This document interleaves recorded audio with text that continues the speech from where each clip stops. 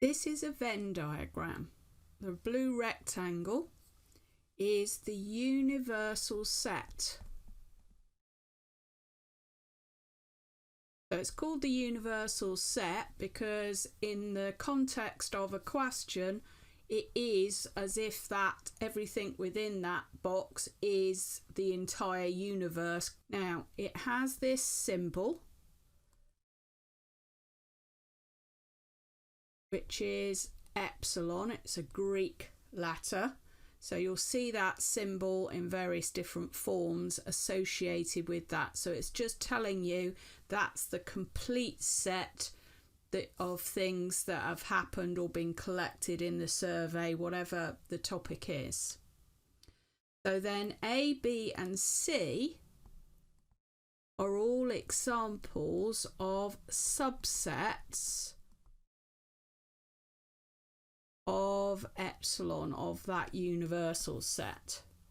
So they're, if you like, different categories or criteria that have been applied to the set. We'll demonstrate what all this is about in a minute.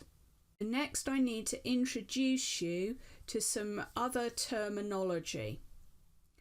So if I shade in this part here on this first one, then the notation that goes with it looks like this. So it's like a little N, A and B. And so what that means is that we're looking at the section of the diagram where we're looking at both A and B happening at the same time. For this diagram, I'm going to shade in everything inside those two circles, and that corresponds to A U B or A union B. So this one can also, this N can also refer to intersection. That's another way of saying that. U is for union. And this means A or B or both. You can see that from the way that I've shaded things in. So one other thing that I'm going to show you, so I need to do a lot more shading here.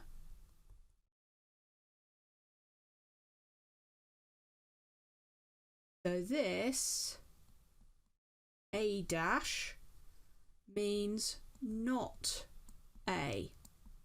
So what you can see is I've shaded in everything that's outside of the green circle, which is the A set. So that's some really key notation that you need to be aware of. There are two ways that you might fill in a Venn diagram. So I'm going to demonstrate the first one, and in the first one you actually put all the different numbers or items in the sets in the circles.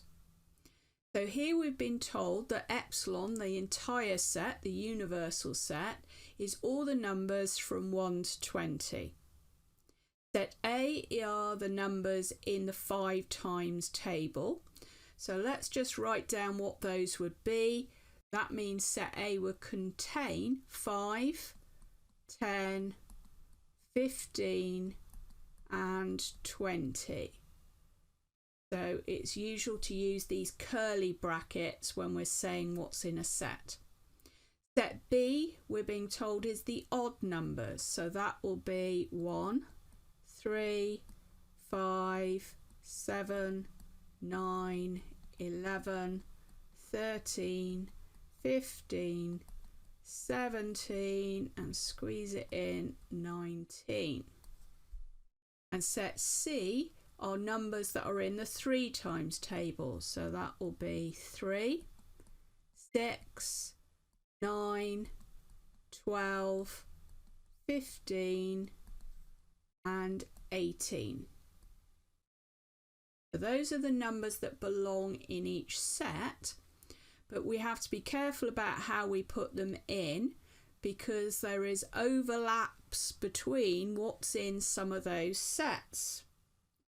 So we're going to start, and you always want to start with this section that's in the middle here. This will contain the numbers that appear in set A, B and C, all three. So we want the numbers that are in A and B and D. Let's see what we've got. So 5 isn't in all of them. 10 isn't in all of them. But 15 is. And 20 isn't in all of them. Okay, so that means that 15 needs to go in there.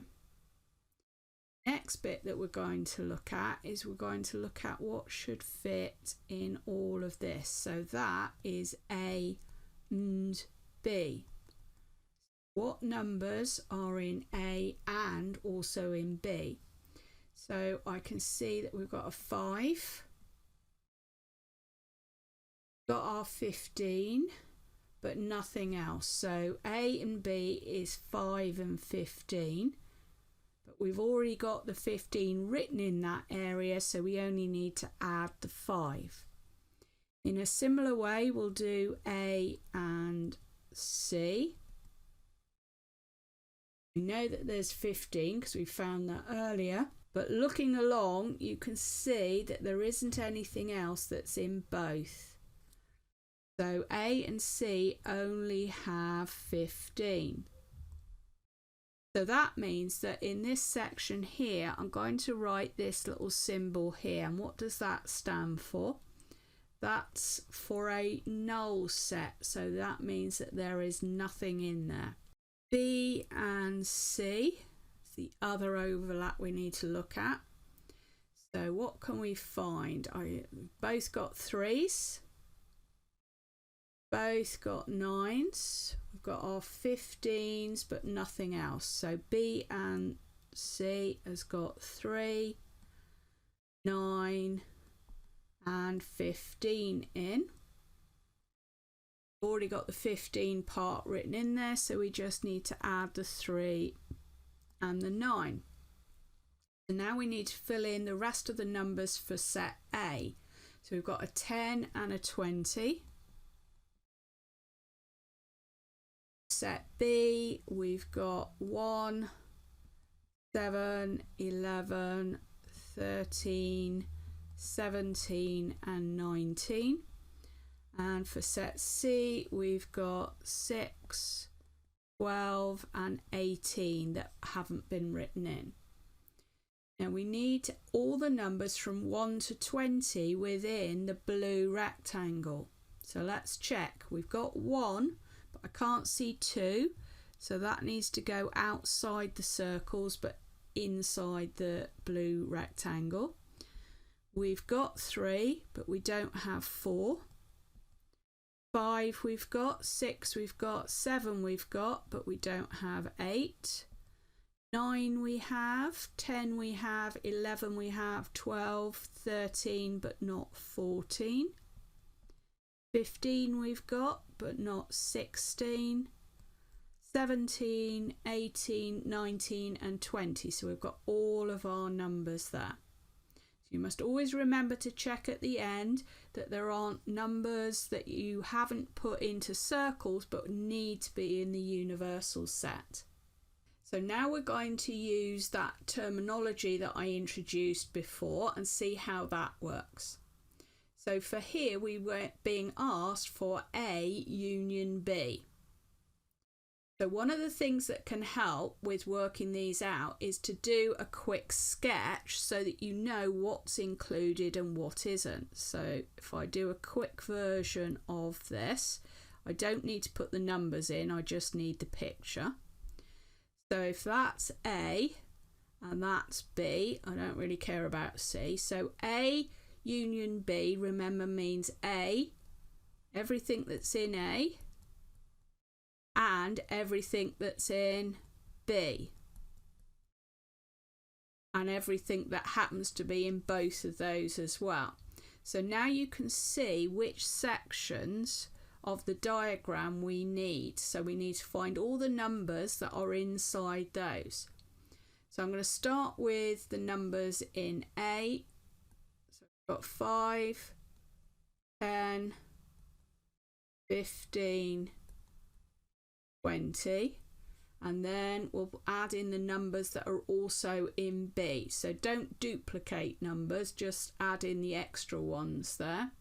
So we've got 1, 7, 11, 13, 17, 19, and we've got 3 and 9. Okay.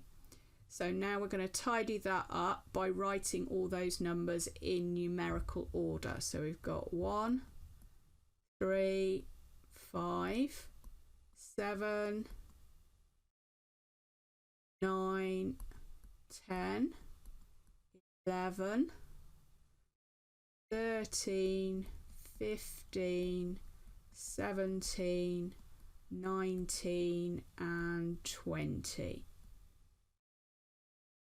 This is the second type of Venn diagram. So in the second type, instead of putting all the numbers or parts that are in a set, we put how many are in that section or group. So let's demonstrate how that is done. So we were told that a survey's been done of 100 people. So we're going to start by filling in that very center one again. So the center one is going to be men who are vegetarians and like Marmite. So that's this fact here. So we need to put 3 in there. So remember, if I use M, V and L here, then that would be M and V and L. So now we need to do the overlapping ones. So let's look for men who like Marmite. So we're told that there are 8 men that like Marmite. Now you might rush to put 8 in that space, but there are already 3 in that little bit there in the middle. So actually we only need to put another 5 here to make it a total of 8 that fit inside this section here. We've got men who like Marmite, so that would be our M and L section. So we're also told that 10 men are vegetarian. So again, we already have 3 in the middle, so that's going to mean we place a 7 here to make that a total of 10 in that little intersection, and that's our N and V. So we've filled in those. So now we want who is a vegetarian and likes Marmite. So that means we need to jump down to this one. So we need 13 in there, but again we've got 3 in that top little part, so we're only going to add in 10 here. So that's V and L. So we've done all the overlapping parts, so now we need to work out what needs to go in the remainder of these circles. So we're told that there were 33 men.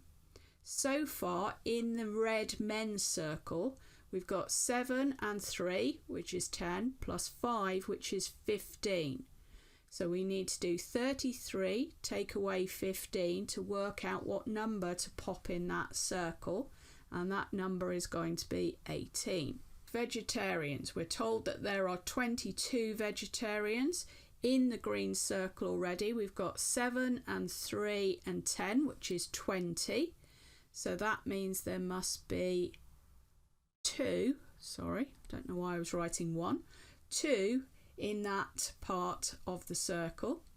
And then we're told that there are 22 that like Marmite, and inside the Marmite we've already got 10, 3 and 5, so that's 18. So we need 4 to go in here.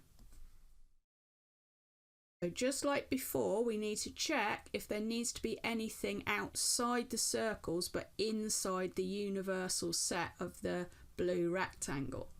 So we're told that there were 100 people altogether. So we need to add up all of those numbers and see if they make 100. If they don't, then we need to take that away from 100 to work out what's left over.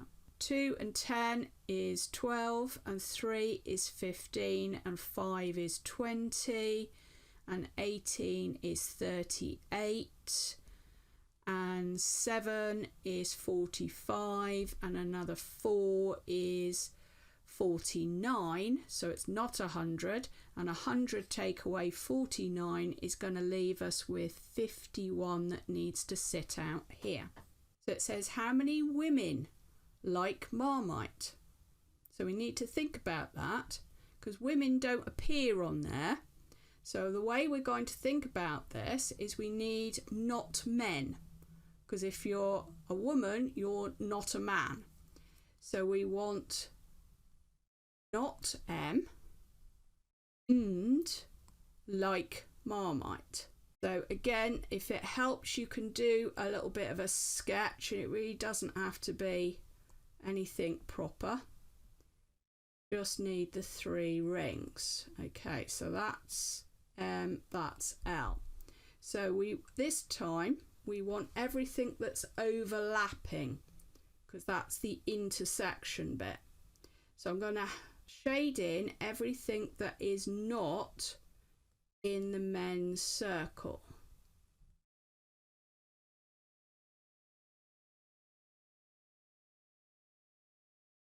Done that way. Now we want that to overlap with what is in the Marmite circle. So I'm going to shade that a different way. And then what we want is the section where both are true. So that means we need the section where we've got the lines going in both directions. Let me just change colour here a minute and I'll see if I can outline that for you a bit more. So it's this section here that we're talking about. So what's inside that section there on our diagram? So let me sort of do that here. So it's this bit here. So if we add those bits together, what we can see is we've got the 10 and the 4 that's in that section. So how many women like Marmite? The answer is 14. So now let's answer the second question. How many people are vegetarians or like Marmite? So using the notation, that's a V union L. So let's do ourselves a little quick sketch again.